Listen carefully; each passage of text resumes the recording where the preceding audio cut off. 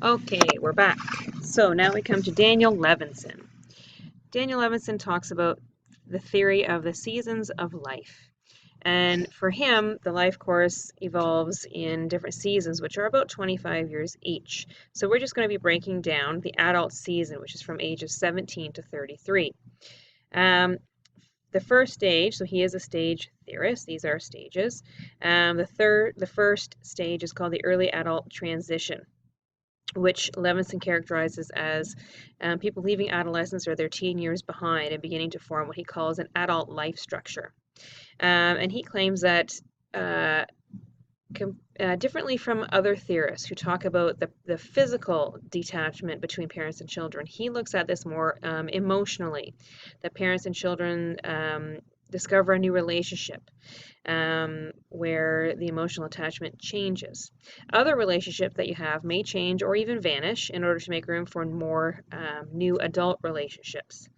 Um, Young people are then entering the adult world between ages of 22 and 28, and they master these four tasks: forming a dream, forming an occupation, forming mentor relationships, and forming love relationships. The dream is sort of the goal of what you want for your life. And it could have to do with, it often has to do with occupation, so job or professional prospects, family, marriage, having children, those kinds of things, or community roles, so being involved in the community around you. They can be really specific and detailed. One person's goal might be that they want to have 3 children by the time they're 35, or that they want to be um, the manager of at a certain level in a certain type of company by the time they're 30, those kinds of things.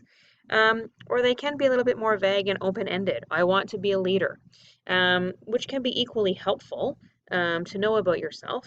It just kind of depends on how you think about your future. Forming an occupation has to do with figuring out what you're going to do all day, every day. That oftentimes has to do with something that you get paid for, which helps, but it can have to do with other things as well. Mentor relationships. So, in some occupations and some professions, you'd be given a particular mentor for your job. But more broadly than that, mentors are the people who you look up to, who help sort of lead the way. And when you have questions, that's who you go to. Some of us, our parents are mentors if we want to follow in their footsteps. If not, there may be other adults that you look to for guidance. Forming love relationships, often involving some sort of solid, permanent, or semi-permanent relationship, whether that be marriage or not, and the idea of possibly having children at some point.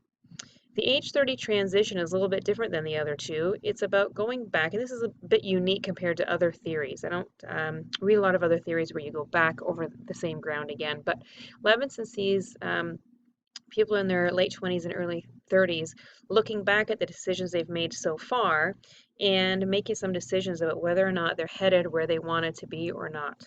And if the choices don't quite line up with what those dreams were, then it might be time to make a change, because people may feel that once you hit your mid to late 30s, it may be too late to go back. I don't know that that's necessarily true, but for Levinson, this is how people often feel. Klaus Regal or Regal, I don't know exactly how you pronounce his name. Again, not a stage theorist.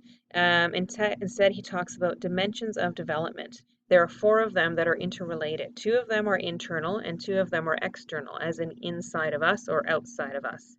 When a change in one dimension requires some sort of an adjustment in another dimension, that's when, for Klaus, development occurs.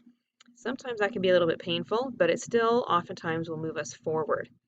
So the internal psychological dimension for him has to do with our level of emotional maturity, our level of independence, and how mature our mental processes are.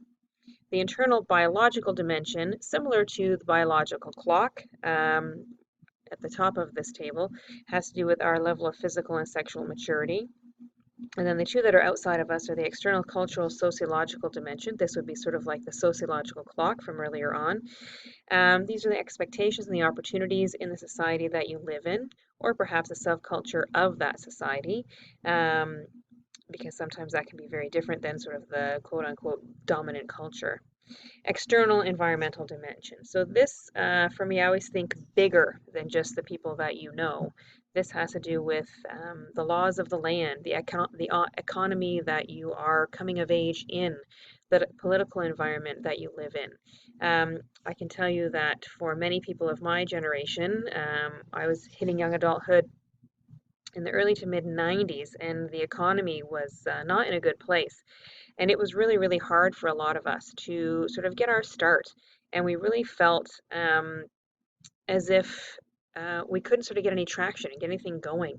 And I remember I was working in a restaurant as a server after my university education, and I remember having a customer comment to me how much they enjoyed going out to restaurants and eating at that time. And she said, I think it's because there are so many people like you who have good educations, who are really smart and capable, and you're sort of stuck in this job right now, but you're very capable at being a waitress, at being a server. So she said, we find the service is great, and we meet lots of interesting people who have lots of interesting goals and aspirations.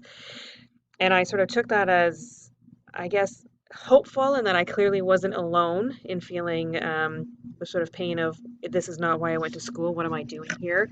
Um, and that at least people sort of older than me understood that it wasn't our fault. It wasn't that we were lazy. It was just it was the economy that we were sort of stuck in that wasn't really doing us any favors. And the whole group of us sort of took our time kind of getting started. I think it was the beginning of that trend of young adults living at home for longer. A lot of people that I was working with at that time lived in their parents' houses still, which was sort of not what any of us had planned to do. It wasn't what I had ended up doing, but I was a little bit rare, I think, at that time. Um, but certainly the job I had did not line up with where I thought I was going to be with 4 years of university education under my belt. It all worked out in the end. It just took a little bit longer than we would have thought. Okay, so your job is going to be to go back and fill in the rest of your table on the right-hand side. I want to look at those examples and exceptions to the rule. And then I'd like you to do this assessment. Now, you may have noticed that the evaluations in this course, when you're being marked, it always goes back to these learning activities. So you need to do the learning activities.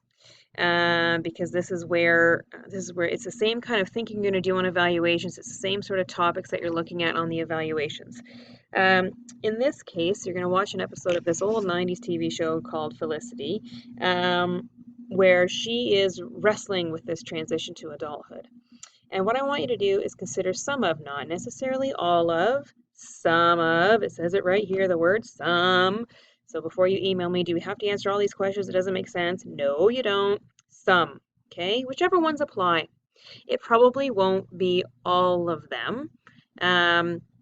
Some of these are particular about stage theories. Some are about non-stage theories. So it sort of depends.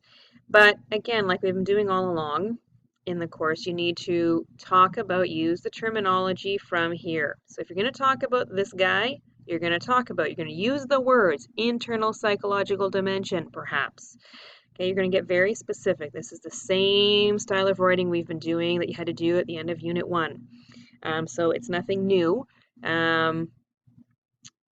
Okay, so go through, answer some of these. You can use these as headings if you'd like, and put your answers in between, whichever ones you think fit. That would be great. Okay, now as you can see, there's no rubric here. There's no numbers beside anything. So for me, that has always meant that I'm not marking it. If I'm marking it, students would always know, here's what I'm marking, here's how it's being marked, and here's what it's out of. So when you don't see those things, it means it's something that you need to do as part of the course. And it means, the way I've been designing this course so far, that it's going to show up on the evaluation anyhow. So this is sort of the gift of saying to you, let's practice once. Let me give you some feedback and let you know how you've done. Then we'll do a different one for marks. Okay, so the evaluation, I'm going to call it the unit test for this course, and it will probably just be a series of readings that you'll do, and you'll do this same sort of exercise for those. Okay, so I look forward to reading all of your work. It's always fascinating to me I will have in my head the scenarios lined up with certain theorists, and then some of you will come up with things that I just did not think of, and it'll be great. And it really goes to show that these theories are very sort of flexible, and you can use them to explain all different kinds of situations of people going through this transition to adulthood. It just depends on which details in the stories you choose to pick out and talk about. Okay, bye bye for now.